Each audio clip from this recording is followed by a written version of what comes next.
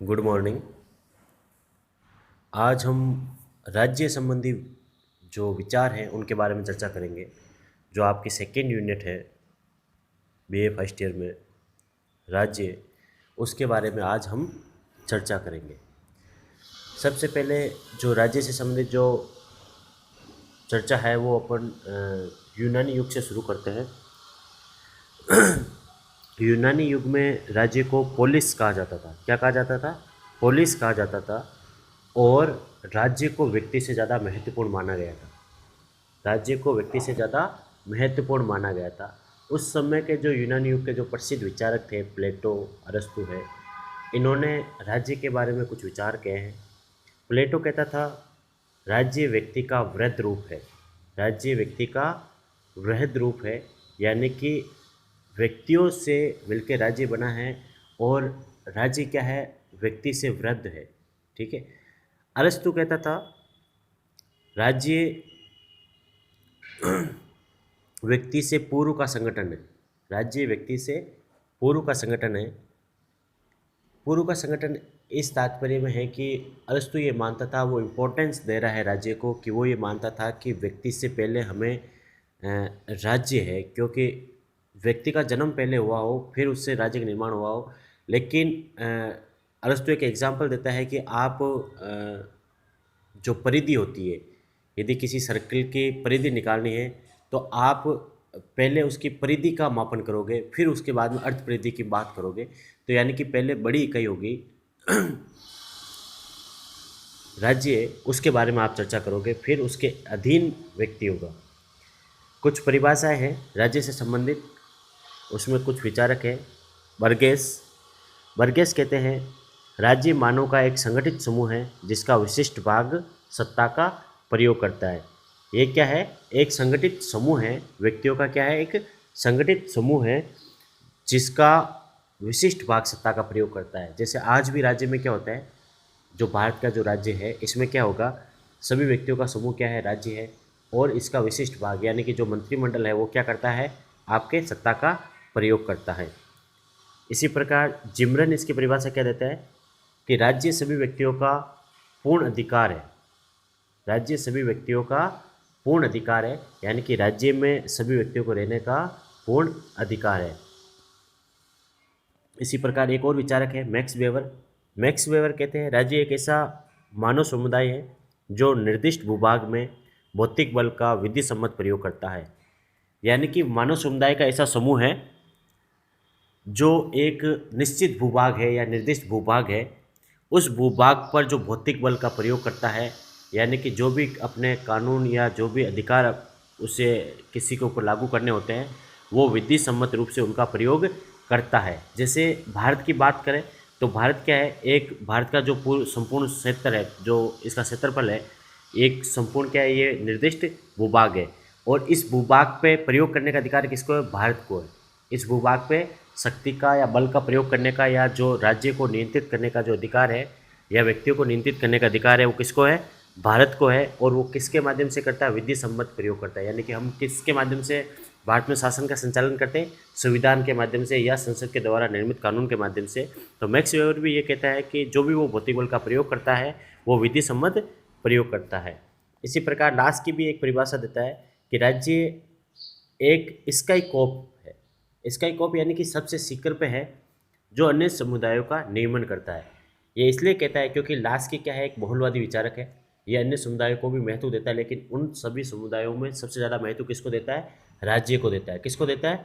राज्य को देता है। वो कहता है कि राज्य एक सबसे ऊपर का शिखर है जो सभी समुदाय है, राज्य के अधीन जो भी समुदाय है उन सभी का क्या करता है? वो नियमन करता है। ये राज्य से संबंधित कुछ परिभाषाएं थी। अब बात करते हैं राज्य के अनिवार्य तत्व।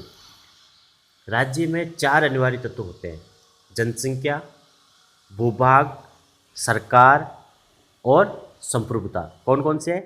जनसंख्या, भूभाग, सरकार और संप्रभुता। ये चारों तत्व ही मिलते हैं। इन चारों तत्वों से ही राज्य का निर्माण होता है। यदि इन चारों में से कोई भी एक तत्व नहीं है तो हम उसे राज्य नहीं कह सकते। जो भी राज्य होगा उसके अंदर 4 चीज़ें जरूर होगी। जैसे एक एग्जाम्पल से ले लेते हैं, भारत के बारे में चर्चा करते हैं।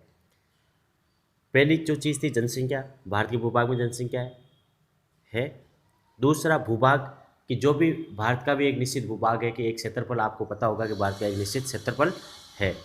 सरकार, भारत की भी एक सरकार है जो इसमें शासन का या आपको नियमन करने का या कानूनों को आपके द्वारा लागू करवाने का कार्य करती है। संप्रभुता, भारत की एक संप्रभुता है कि वो विदेशों से किस देश से संबंध बनाए, किस से नहीं बनाए, अपने आंतरिक मामलों में वो पूर्ण रूप से स्वतंत्र है। तो किसी भी देश के या किसी भी राज्य के निर्माण के लिए चार तत्व अनिवार्य होते हैं। पहला जनसंख्या, दूसरा भूभाग, तीसरा सरकार और चौथा संप्रभुता। जनसंख्या के बारे में कुछ विचारक जो है वो अपने विचार प्रतिपादित करते हैं। जैसे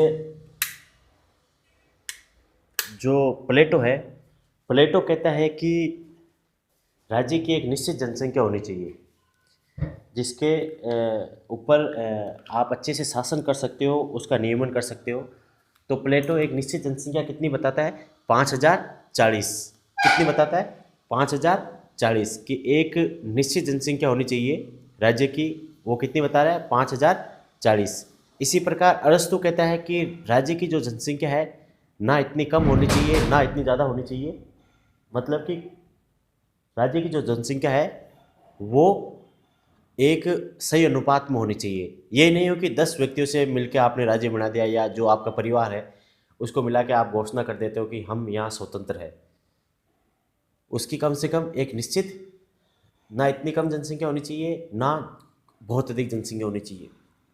तो अरस्तु कितनी जनसंख्या बताता है राज्य की?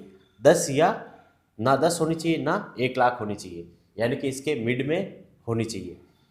अब जो हम विचार कर रहे हैं, प्लेटो है, अरस्तु है, आप देख रहे होंगे कि राज्य की जनसंख्या तो आज तो करोड़ों में है, जबकि अरस्तु कहता है कि ना 1 लाख से भी ज़्यादा नहीं होनी चाहिए।